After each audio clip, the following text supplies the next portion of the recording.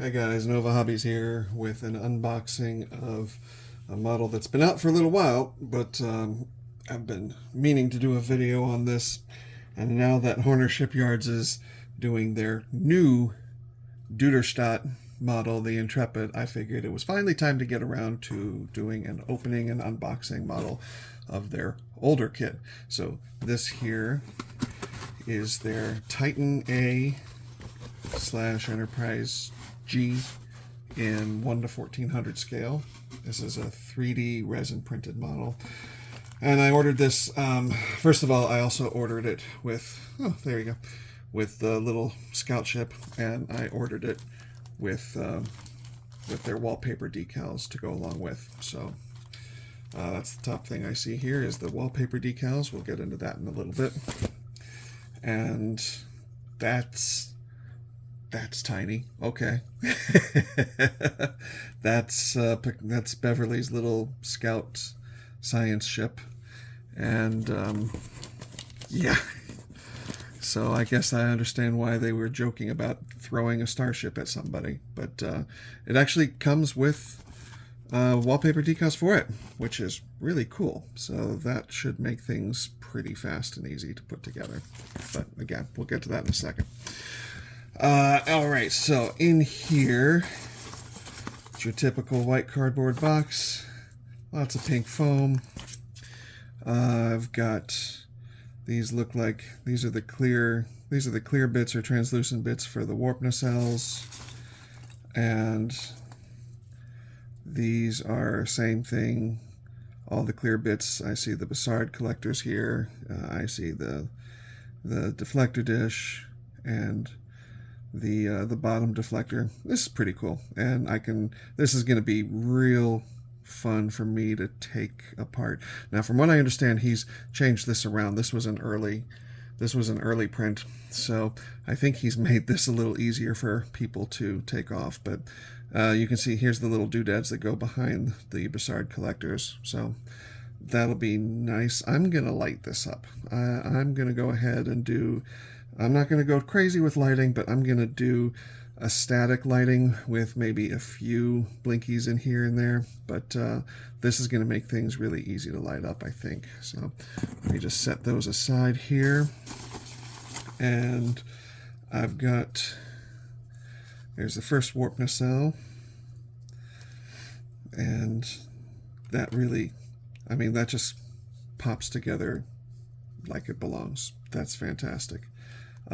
I can see some little tiny nubs from the printing process that I'm going to have to sand off here, and I have a feeling that once those sand off, that's probably going to just pop right back in place with hardly a seam at all. So there's one nacelle.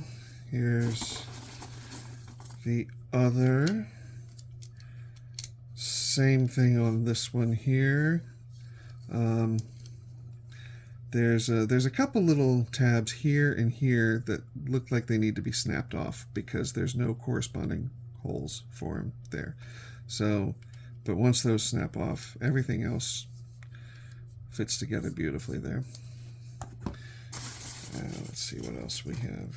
Here's the bottom of the top of the secondary hull, and I've got a bag of doodads.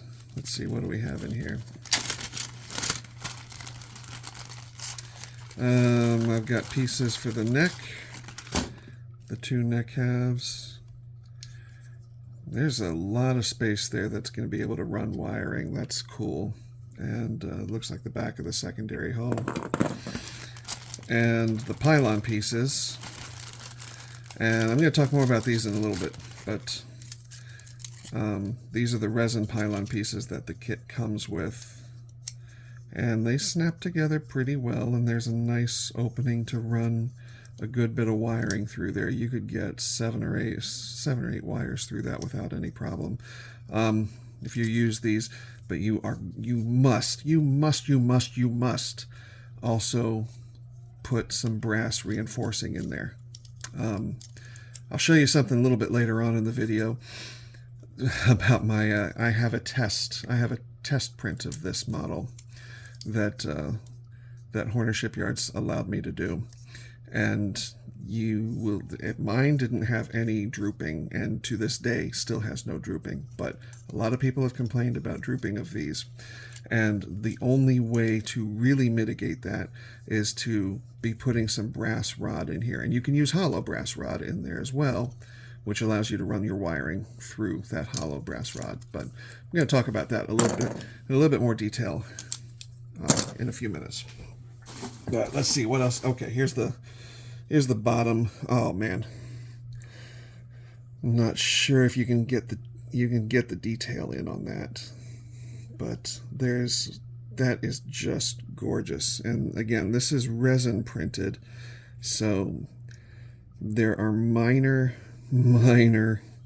lines that you can make disappear with like 800 grit, and you can see how it was supported all along the edge here with a lot of tiny supports, which is actually really nice because that's going to make cleanup a breeze.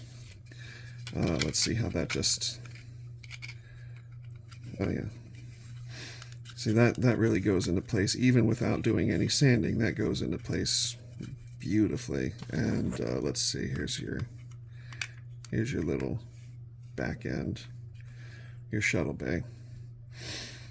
And if you can get in, I'm trying to get in close on this, you can see this is in a semi-opaque white resin, semi-translucent white resin. You can even see, like, if I put my finger up behind here, you can see my finger. So this is going to be fantastic for lighting.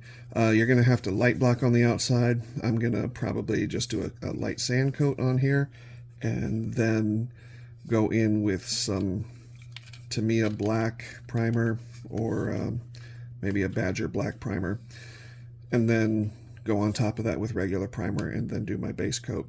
But you're going to need to light block this. But once you do that, if you light block on the outside, you'll be able to just very easily get in with a Dremel tool with a micro bit and get all these windows cleaned out back to the white translucent.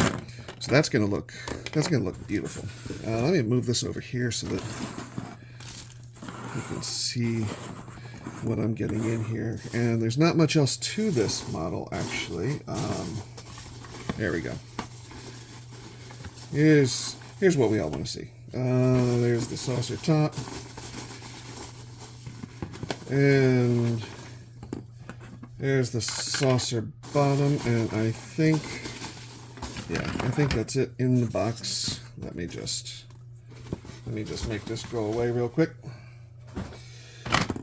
And again, the detail on this is outstanding. I don't really, this is as clean as most plastic models, and definitely cleaner than a lot of old school resin models that I've seen. It still does need a sanding. If you can, let me see if I can get the camera in. There you go. Okay, so you can see minor layer lines right here around there. Compared to FDM, that's laughable. That will disappear. That will probably disappear under a coat of primer, but I still would recommend that people sand that out. You can see right there. But back here, there is no such thing. There are no layer lines that you can see. That is gorgeous. And again, it looks white, but it's a very translucent white, and there's a ton of space inside here to set up lighting. Got lots of room for your impulse engine lights here. This is going to be pretty. Now, I don't know if you've probably seen the Bill Krause larger versions of this. From what it's the same print. It's just a bigger version, I think. And he can pack in a huge amount of lighting in his larger versions. This is the 1400, which means that this saucer is not super big. Hang on a second here. We got, I think it's about 7 1/8. It's about 7 1/8 inches long, or inches wide, for the diameter of this. So You know, you won't be able to pack in tons and tons of blinkies, but you know, there are lights that get put in along the bottom here in the actual ship, and you can probably go ahead and get those in simply by drilling out the spots.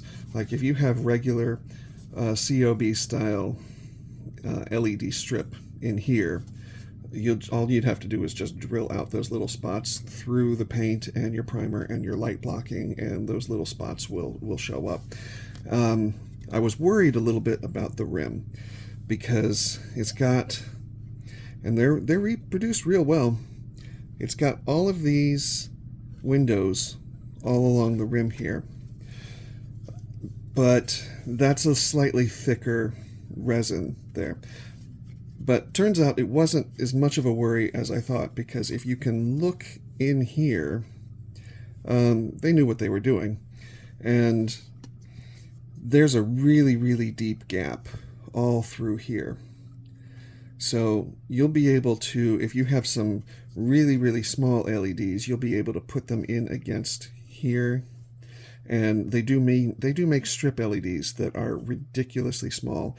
You could probably just backfill these areas with those tiny strip LEDs, and I bet you that would glow through real nice. I'm not sure. We're going to have to experiment on that, but I'll see how well that snaps in.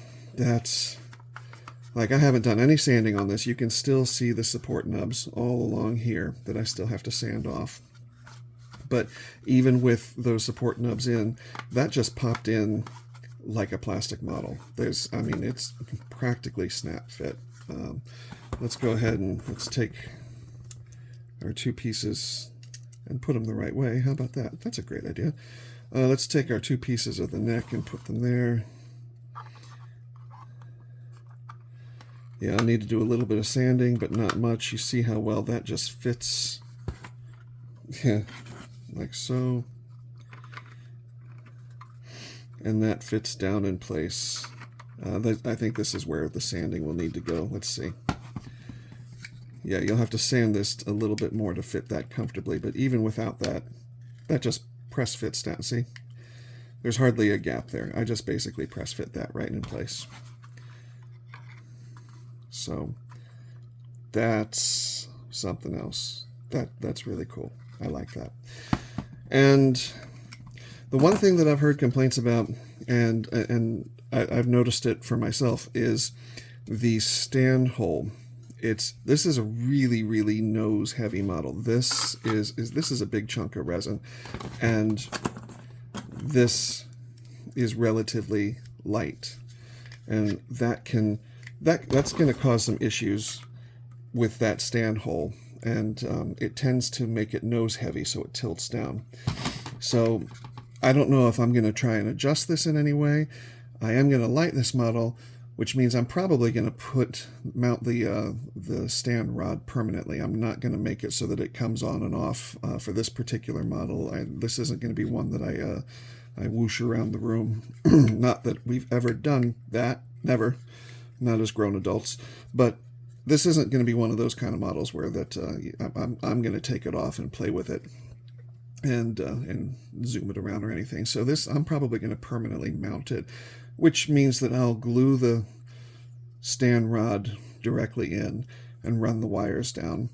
And I may adjust, you can see the top of the stand right there. I'll need to drill a hole through there so that I can get the wiring in.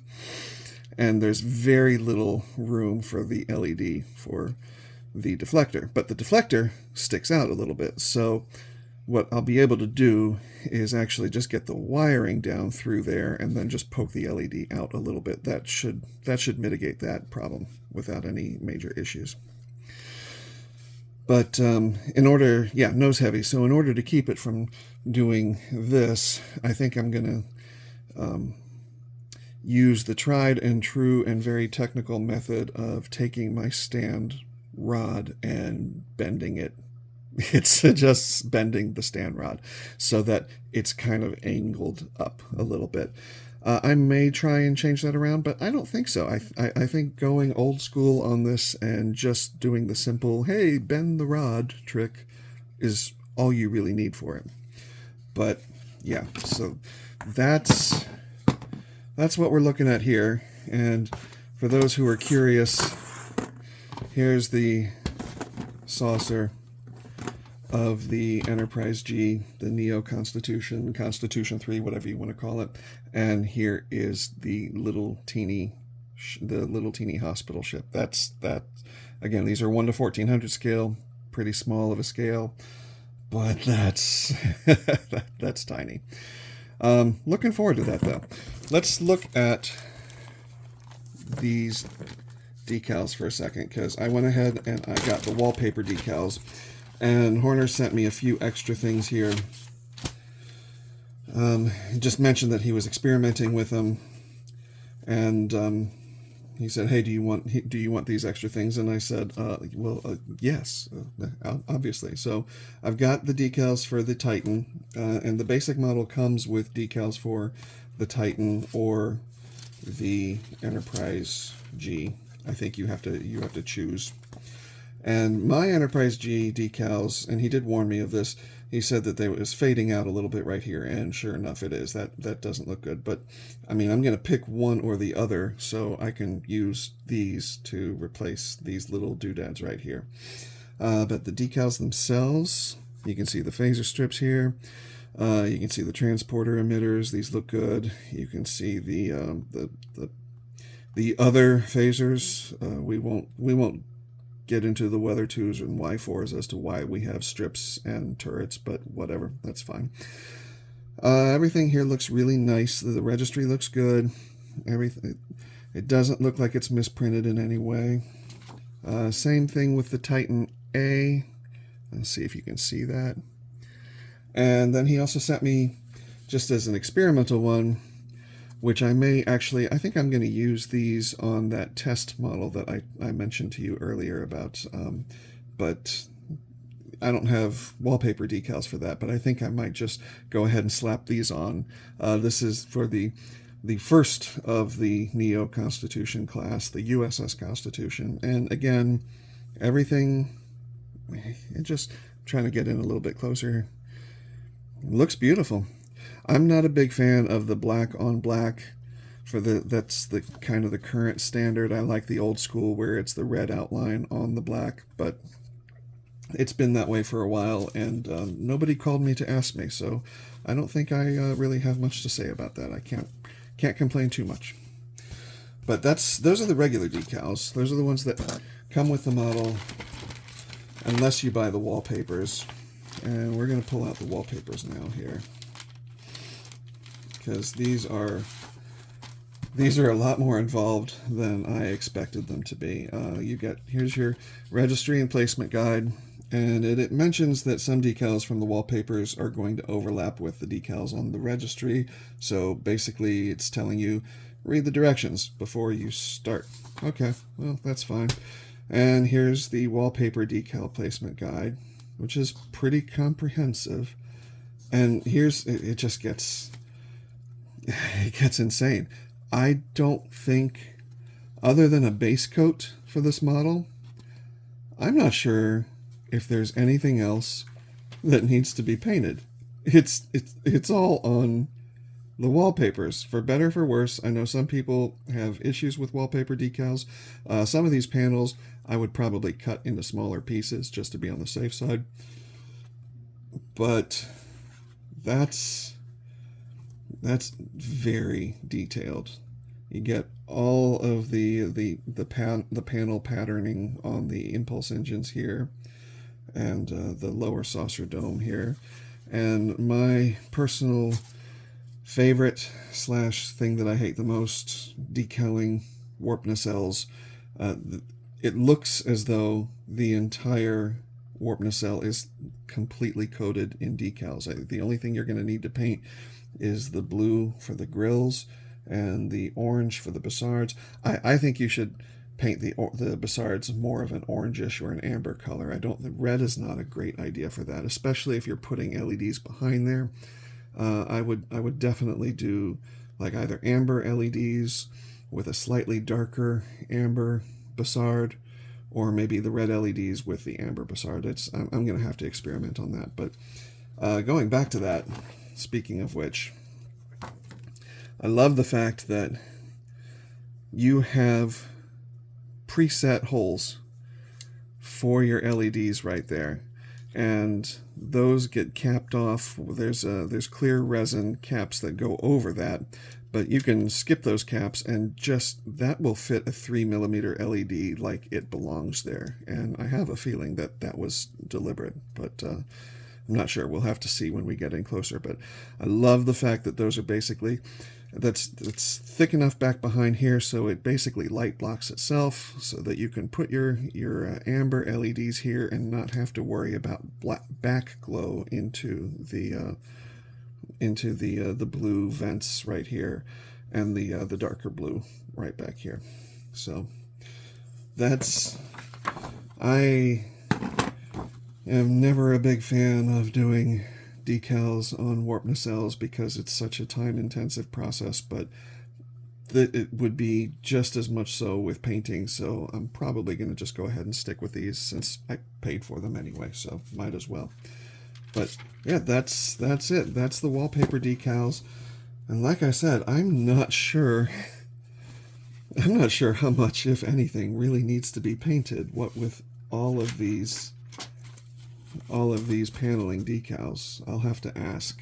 I'm curious at this point what painting I'm going to need to do. But from the looks of this, plus the instructions, I think I'm just putting a base coat on, and probably going to have to go with a very light color base coat because I don't want this to become too dark. I've seen that happen with a couple builds.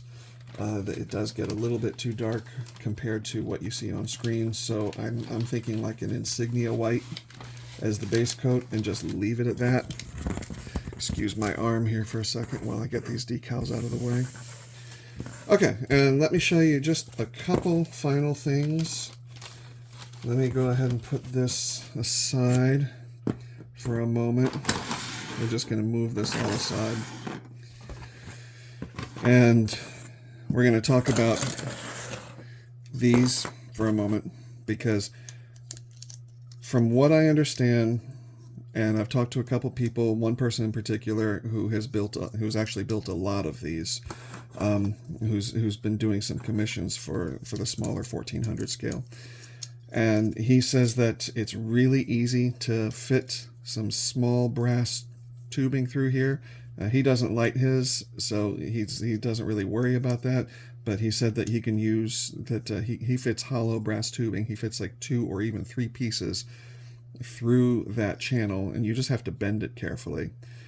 And so if you're fitting 2 or 3 pieces through here, you can run your wires without any problem. But this is 3D printed resin, and as a lot of people know, 3D printed resin can warp. There's a lot of factors that go into why it warps and how it warps, and it's not like regular polyurethane resin. It's a photo resin, which means that it's much harder. Like, you can't just heat this up and bend it into shape and expect it to work fine. If you heat this up, it actually creates microfractures in the photo resin. So it's possible to still bend it with heat, but you have to be really, really careful. Instead of doing that, I asked Horner to do me a favor and share the file, because he was asking me to do an experiment for him.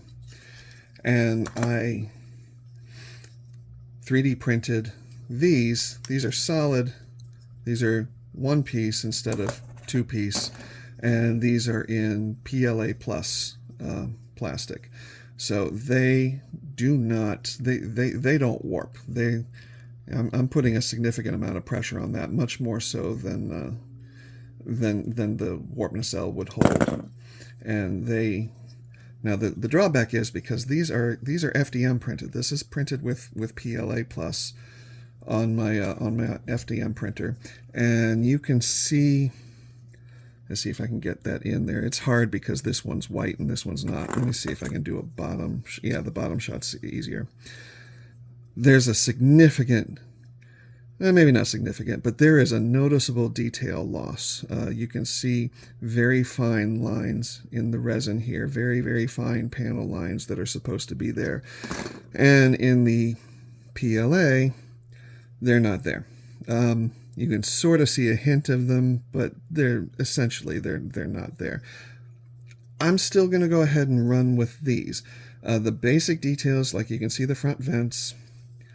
You can't see there are some back vents here, but that's where the support material was, so those back vents basically got obliterated. I will have to sand this down a fair bit so that it's not quite so obviously PLA printed, which means I'm going to lose some detail what detail I have. It's going to be pretty bland. But if you're using the wallpaper decals, it's kind of a moot point, because those wallpaper decals are going to cover up almost all of the detail that's on these resin parts anyway. So from what I understand, he's using a new resin that's a firmer resin for these at the moment.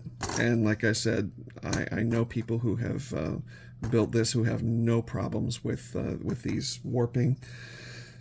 But I'm gonna go ahead and use these. I'm gonna try it out on these, and these fit. Here, I'll just go ahead and test fit that right there. Those fit pretty well perfectly, not without even sanding. And you can see the difference. You can see those lines that I'm gonna have to sand off. But I think in the long run, I'm gonna be happier with that. But that's just me. This is just an experiment that we were running.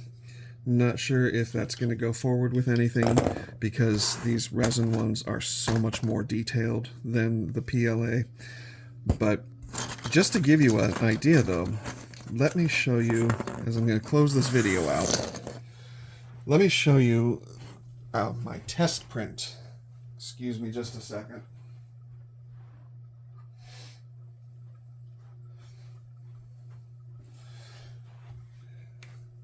Now, this model is a much earlier version, and it has a few big differences, in fact,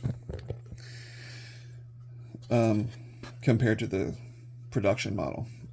He had me test print this basically to find flaws. So that's why it never even went past this stage here, and I slapped it together. Pretty rough and tumble. Like you can see a nice big seam here that I didn't bother to sand out. But I just wanted to get it together so that I can get a look of, kind of get an idea of the scale, because it's even at 1400 scale, this is still like a 15-inch model. This is a really, really nice desktop display. But let me show you what I'm talking about. These are the resin pylons. Whoop. Excuse me while I pop that back in. These aren't glued in, obviously. These are the resin pylons. I glued these together with 5-minute epoxy. I didn't use super glue with these. And I don't know if I can get a clear shot of this, but there's no droopage on that. And this has been put together for months now. I mean, this has been sitting on my desk for almost a year in this state. Yeah, almost a year, probably about 8 months.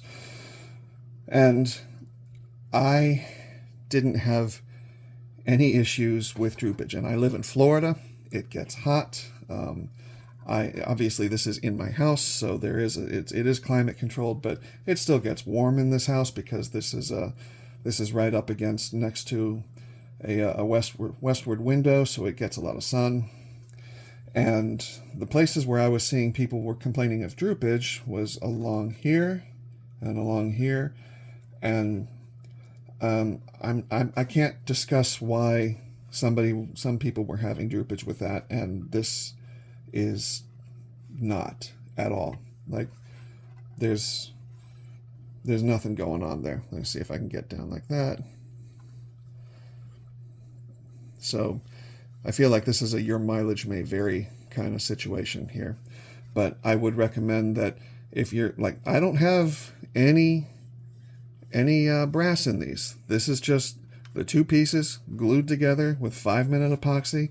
That may have been the trick that made it work. Maybe laminating it with the 5-minute epoxy versus super glue is all that you really need to do to keep them nice and solid like that. And like I said, you can see this is an older version. This was before they changed before Horner changed the impulse engines. This has the smaller. These did not work well. Those were a pain in the butt to even try to put clear pieces in.